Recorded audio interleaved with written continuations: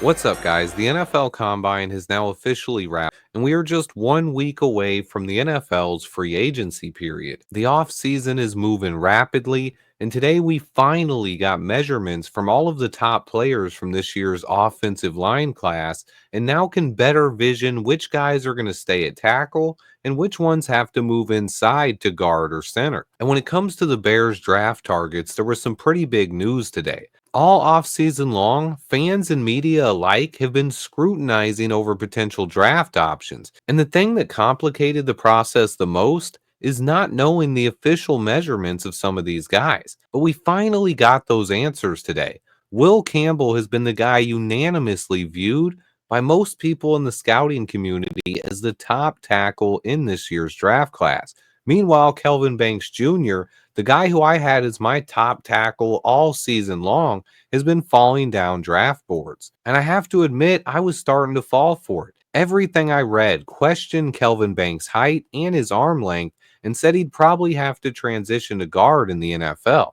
This is something I talked about earlier in the offseason about how I wished he went to the Senior Bowl so we would have had those answers. But today, Kelvin Banks ended up being my biggest surprise of the entire combine. After being listed at 6'3" and people having questions about his height, he measured in at 6'5" at the combine with 33.5-inch arm length, solidifying his status as what I think is the top tackle in this year's draft, pretty much flip-flopping him and Will Campbell on most teams' draft boards, because Will Campbell tested with just 32.5-inch arm length. Most people expected it to be the opposite, and some might wonder if this is a bit of an overreaction. How much does arm length really matter? But it really does matter to NFL GMs. On top of that, the only reason why Banks wasn't ahead of Will Campbell already was because all of his scouting reports already said he had short arms and that he was only 6'3".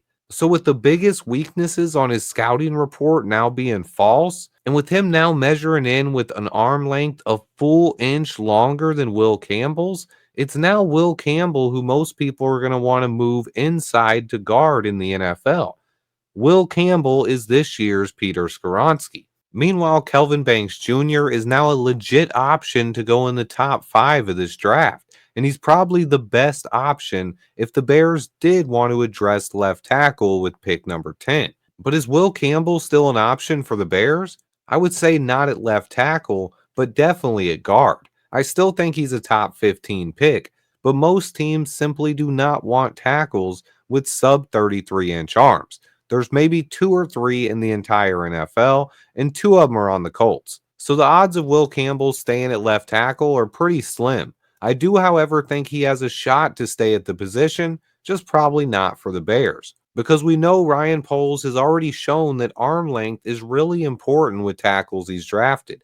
35 and 3/8-inch arm length for Braxton Jones, 33 and 3/4 for Darnell Wright, and 36 and 1/8-inch arm length for Karan Amagaji. So basically, Will Campbell's arms are more than a full inch shorter than any tackle Ryan Poles has drafted, and nearly 3 inches shorter than Karan Amagaji's 36 plus inch arm length.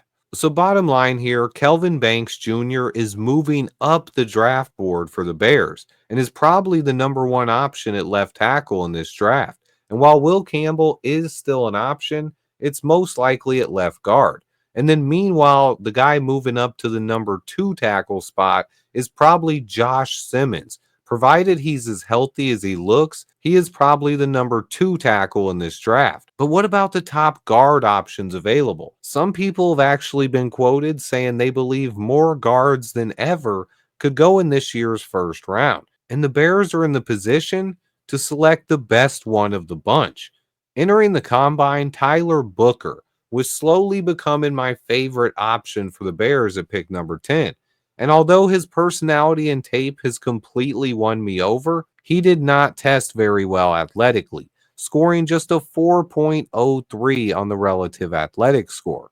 And while to me that's not a huge deal, especially considering he plays guard, one other guy might just be a better fit for what the Bears are looking for. especially dependent on how free agency goes. But Missouri's right tackle Armand Mimbu, who tested off the charts athletically, scoring a 9.82 as a right tackle, but when you switch him to guard, and his score is a 9.99, higher even than Trey Smith.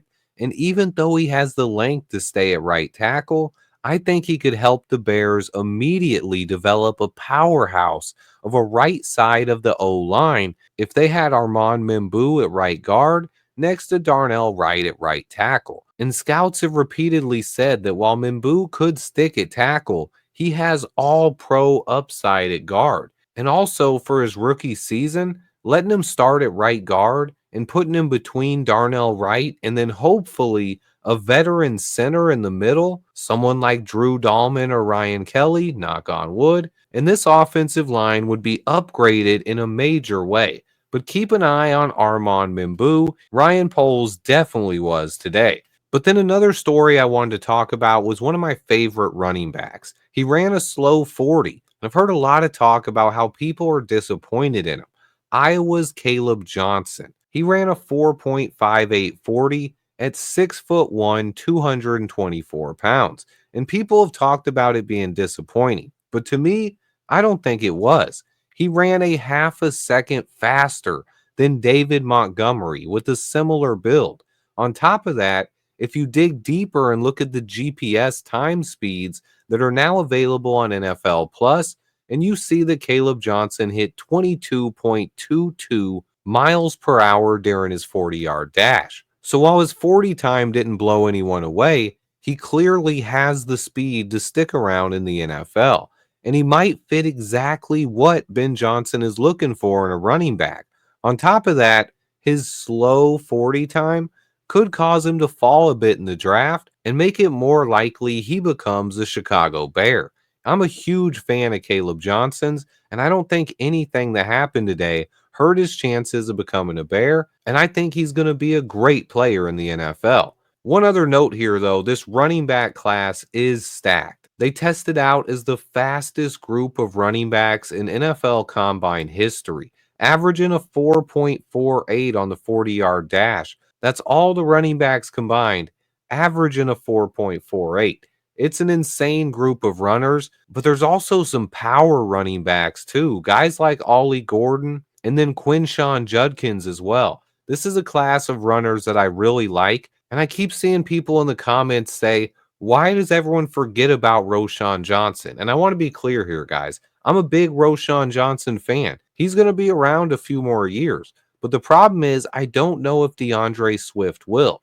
I do like DeAndre Swift, and I think he's going to be a good player this year.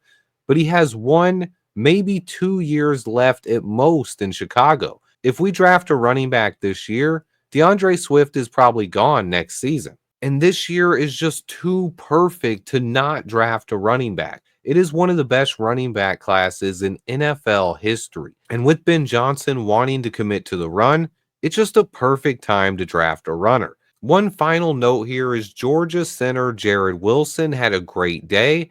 This is a guy who could rise up the boards a bit. He was unanimously thought of as the top center in this class before he missed some time with injury this season. But he's 100% now, and he ran a sub 540 at 310 pounds. Watch out for Jared Wilson. But that's it for the NFL Combine right now. I'm going to be making free agency my top priority again. Now that the Combine is over, basically the next 2 weeks are going to be heavily focused towards free agency. And then I'll turn my attention back towards the draft. I'm going to continue scouting some rookies, but I believe, like it has every year, free agency really helps me narrow down the Bears draft list. So stay tuned, guys. Thanks to everyone who watches. Please remember to hit that like button for me. And until next time, bear down.